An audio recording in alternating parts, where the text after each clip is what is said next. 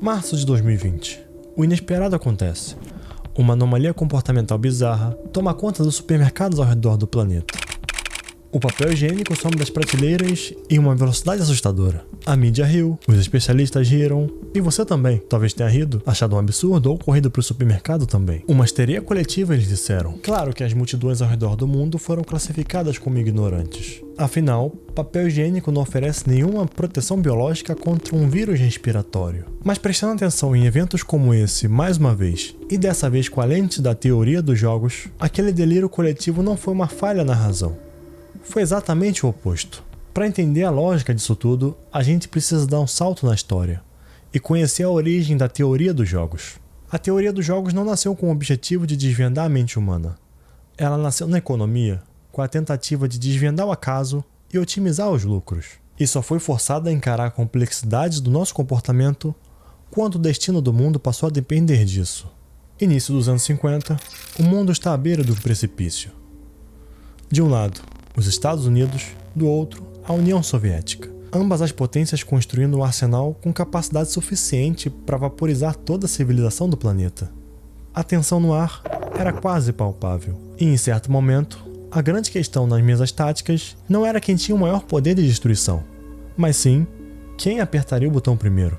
E é exatamente nesse cenário de incerteza absoluta que entra o matemático John von Neumann, o criador da teoria dos jogos. Ao analisar esse impasse, von Neumann chegou a uma conclusão que chocou até os próprios colegas da defesa. Ele sugeriu que os Estados Unidos deveriam lançar um ataque nuclear surpresa contra os soviéticos imediatamente. E aqui está o que ele disse nas próprias palavras dele. Se você disser, por que não bombardeá-los amanhã? Eu digo, por que não hoje? Se você disser, hoje às 5 horas, eu digo, por que não a 1 hora? Isso claramente soa como uma fala de um grande vilão. Um psicopata, certo? Mas aqui está o detalhe. Von Neumann estava apenas resolvendo uma equação, e sendo estritamente racional. Ele modelou a Guerra Fria usando a lógica explicada pelo dilema do prisioneiro. O dilema do prisioneiro é comumente abordado quando se fala de teoria dos jogos. E nesse caso, ele é fundamental para a gente entender um conceito específico e dar continuidade na história. Então, vamos lá. Antes de tudo, o que é um jogo? Um jogo é uma situação de interação estratégica entre agentes, seja pessoas, animais, governos, empresas, qualquer coisa. O importante em um jogo é que ele dá um resultado para cada um dos participantes, dependendo do que cada um faz. Por exemplo, no jogo de concorrência entre empresas, o resultado é o lucro obtido. O grande lance é que o resultado que um participante recebe no jogo depende tanto daquilo que ele escolhe, como também do que os demais participantes escolhem fazer. Ou seja, as suas ações influenciam no seu resultado e também no resultado das demais pessoas, e vice-versa. O dilema do prisioneiro. 2 cúmplices de um crime foram capturados pela polícia e jogados em salas de interrogatório separadas. Existe zero comunicação entre eles. O detetive oferece exatamente o mesmo acordo para os dois. O jogo funciona assim. Se ambos ficarem em silêncio e cooperarem, a polícia não tem provas suficientes. Os dois pegam uma pena leve de apenas 1 ano de prisão. Spoiler, esse é o melhor cenário coletivo. Agora no cenário 2. Se algum ficar em silêncio, mas o seu parceiro trair e confessar o crime, a polícia solta quem traiu. E o parceiro leal que escolheu ficar em silêncio apodrece na cadeia com a pena máxima de 10 anos. O terceiro e último cenário. Os dois, com medo de serem passados para trás, confessarem e traírem um ao outro, a polícia prende ambos com uma pena de 5 anos. A genialidade sombria de von Neumann é provar que diante da incerteza, a traição não é uma falha moral. Ela é a jogada mais inteligente a ser feita. Como nenhum dos dois consegue ler a mente do parceiro que está na outra sala, o terror de ser o único a ficar em silêncio e pegar 10 anos de prisão força a traição. A razão pura obriga os dois a traírem, e ambos ficam na situação ruim, com a pena de 5 anos. E é aqui que eu queria chegar. O equilíbrio de Nash. Num jogo não cooperativo, um equilíbrio é uma situação na qual cada jogador escolheu uma estratégia. Mas para nenhum jogador é vantajoso mudar a estratégia desde que os demais permaneçam seguindo a estratégia de equilíbrio. Ninguém tem incentivo para mudar de estratégia. Qualquer mudança leva o participante para uma situação pior ou igual. Isso é realmente meio complexo de entender de cara. Então vamos usar o dilema. Existe a opção dos dois não delatarem, e como eu disse, esse é o melhor cenário. A questão é que isso não seria um equilíbrio de Nash, porque o equilíbrio não significa a melhor situação para os jogadores. Imagine um cenário onde ambos decidiram ficar calados. O prisioneiro A está na sala de interrogatório pensando: o que acontece se eu mudar minha estratégia agora mesmo? Se o prisioneiro A mantiver a sua lealdade e ficar calado, ele pega 1 ano de prisão. Se ele mudar de estratégia e confessar, enquanto o prisioneiro B continua calado, ele sai livre. Como sair livre é inevitavelmente melhor do que pegar 1 ano de prisão, o prisioneiro A tem um incentivo imediato para mudar de estratégia e trair o parceiro. O prisioneiro B, sendo igualmente racional, está na outra sala chegando exatamente à mesma conclusão. E como ambos têm algo a ganhar mudando de estratégia, esse cenário é instável. Sendo assim, por definição ele não pode ser um equilíbrio de Nash. Nenhum prisioneiro sabe o que o outro vai escolher, mas ambos sabem que a opção de trair é mais atrativa e vantajosa. Tá bom, conceito esclarecido. Vamos voltar para onde a gente tinha parado. Dentro da Guerra Fria e da corrida espacial, se 2 lados têm o poder de se destruir, o cenário ideal para todos é cooperar e baixar as armas. Mas se não há um pingo de confiança mútua e você só tem uma chance de tomar uma decisão antes de ser aniquilado, o conhecido jogo de rodada única, a lógica de atacar primeiro parece ser o único caminho. Confiar no outro é igual a ser eliminado. Essa ideia também explica a pandemia e a corrida do papel higiênico. Claro que existe aquele pensamento de que convivemos em sociedade. Para que não falte suprimento para todos os que necessitam, precisamos usar com sabedoria o estrito necessário. Pois é o certo a se fazer. Mas aí é que tá. Você não sabe o que o seu vizinho está pensando. E nem ele o que você está pensando. Sendo assim, a melhor escolha é garantir o seu. Decidir se é socialmente responsável tem pouco efeito se os outros decidirem entrar em pânico. E você, no fim, absorve o cientificamente conhecido pagamento do trouxa. Diante dessa percepção de perder os recursos vitais, a atitude mais coerente é garantir a integridade do seu núcleo. É atacar a loja e saquear os estoques antes que o seu oponente faça isso. Essa confusão é explicada por Geralt Harding. Trata-se da tragédia dos comuns, que é quando o atrativo da traição é escolhido por diversas pessoas, causando um colapso sistêmico. E no final, todos perdem. Essa teoria nos revela uma coisa: quando o ambiente não permite confiança, nossa própria inteligência nos empurra para a destruição. Tá bom.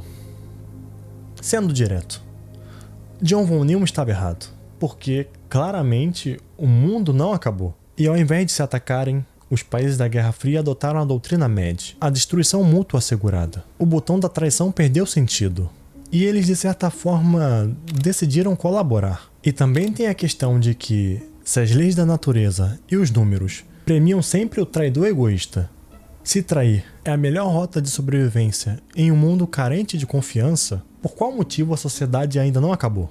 Porque a humanidade não implodiu e foi extinta. Existem pessoas que estão dispostas a pesquisar isso. Em estudos sobre cooperação, não chegamos até aqui porque a empatia venceu o mal em um conto de fadas evolutivo. Nós sobrevivemos porque cooperar é uma tecnologia evolutiva. Nos anos 80, Robert Axelrod queria entender o DNA da cooperação humana. Então ele planejou algo que foi estranho e ao mesmo tempo curioso na primeira vez que eu li. Ele construiu um torneio, só que com IAs primitivas dos anos 80. Axelrod convidou várias mentes brilhantes do planeta para enviarem estratégias de sobrevivência. Os competidores eram códigos digitais programados para lutar entre si em um sistema fechado. Participaram 14 estratégias, além de uma aleatória chamada Random, e clones das próprias estratégias que também competiriam contra si mesmas. Uma estrutura de todos contra todos, onde cada confronto consistia em exatas 200 rodadas. Novo conceito: o jogo repetido. Diferente do jogo de rodada única como o Dilema do Prisioneiro, o jogo repetido força os mesmos oponentes a se encontrarem sucessivamente, acumulando pontuações e, essencialmente, permite que as ações presentes influenciem as respostas futuras. A matriz de pontos obedecia à hierarquia clássica. Se escolhe trair e o oponente colabora, 5 pontos para quem traiu. Se os dois cooperam, 3 pontos cada. Se os dois traírem, 1 ponto cada. Se colaborar e for traído, 0 pontos. O pagamento do trouxa. E claro, o objetivo era conseguir a maior quantidade de pontos possível. A arena logo se encheu de predadores. Havia algoritmos extremamente ardilosos, desenhados para rastrear padrões, mapear a fraqueza alheia e atacar no ponto cego. Aqui estão alguns deles. A estratégia Downing, por exemplo, operava calculando dinamicamente as probabilidades da resposta do oponente. Se detectasse fraqueza, passava a explorar o oponente traindo implacavelmente. Mas se notasse retaliação, tentava cooperar. Também temos a estratégia Friedman, baseada no conceito de gatilho implacável. Ela iniciava cooperando, mas possuía uma política de tolerância a zero. Se o oponente traísse uma única vez, Friedman trairia todas as rodadas subsequentes, recusando-se eternamente a perdoar. E temos a estratégia Joss.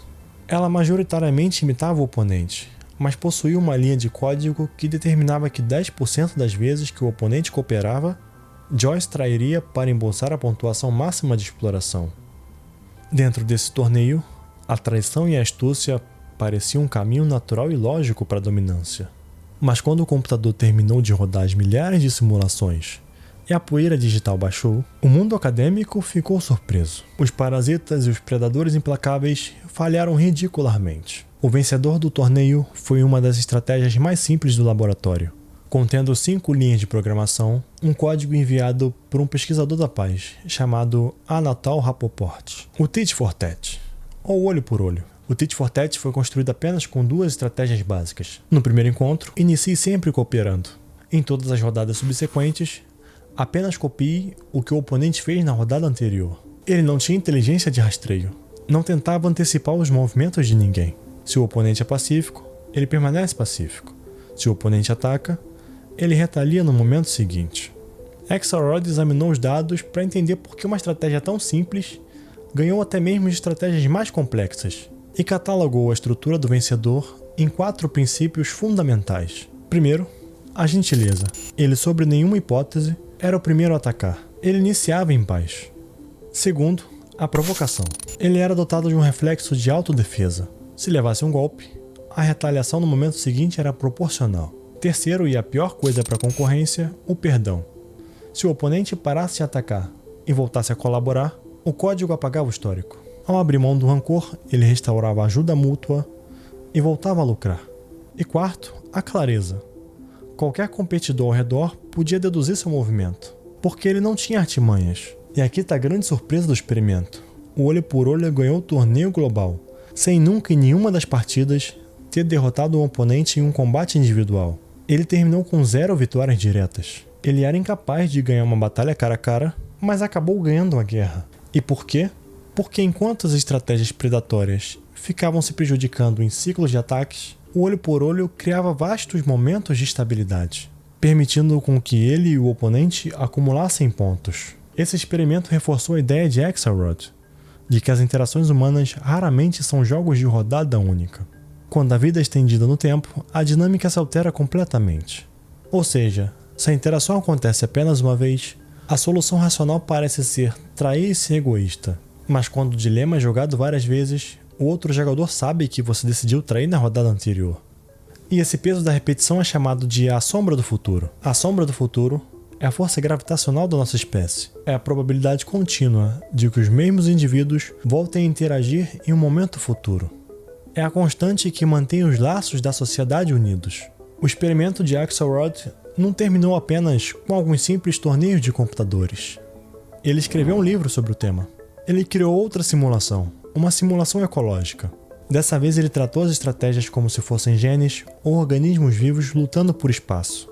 A regra era: os programas que faziam mais pontos ganhavam energia e o direito de se reproduzir na geração seguinte. Geração após geração, os predadores implacáveis morreram de fome, porque se destruíam mutuamente. O olho, por outro lado, se reproduziu tanto que dominou completamente o ecossistema. E esse torneio acabou por nos revelar o verdadeiro motor da humanidade. Nas tribos primitivas, os seres humanos não interagiam em rodadas únicas e passageiras. Éramos forçados a conviver em um espaço confinado. O companheiro de caça atraído hoje pela manhã era o mesmo que faria a segurança da fogueira amanhã à noite. A grande virada aconteceu quando biólogos pegaram a teoria fria de von Neumann e criaram a teoria dos jogos evolutiva. E isso não é só um experimento de laboratório. A natureza rodou esse mesmo torneio na vida real. Os neandertais, por exemplo, eram fisicamente mais fortes do que nós. Tinham cérebros até maiores e eram perfeitamente adaptados ao frio da época. Num combate corpo a corpo, num jogo de rodada única, eles nos esmagariam com certa facilidade. Mas o grande defeito do Neandertal era que a sua cooperação era limitada apenas a pequenos grupos íntimos em que nasciam.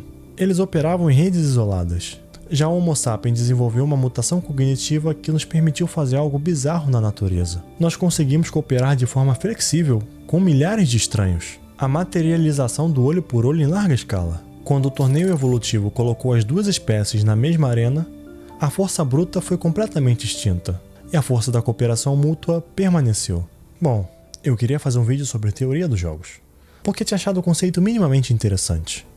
Mas esse claramente se tornou um vídeo sobre a história analítica da cooperação humana, o que ainda assim é bom porque é um canal com viés para psicologia, a minha área de formação. A teoria dos jogos nos provou, e até que bem rápido, que ser 100% racional e defensivo o tempo todo é o caminho perfeito para o isolamento e para a extinção. A verdade é que a melhor forma de vencer o caos contagioso do universo é jogando juntos. Porque, ironicamente, como a teoria dos jogos e a história da cooperação nos mostra, a gentileza e a bondade, na verdade, são a melhor tática egoísta a longo prazo. O meu nome é Evandro. Até a próxima.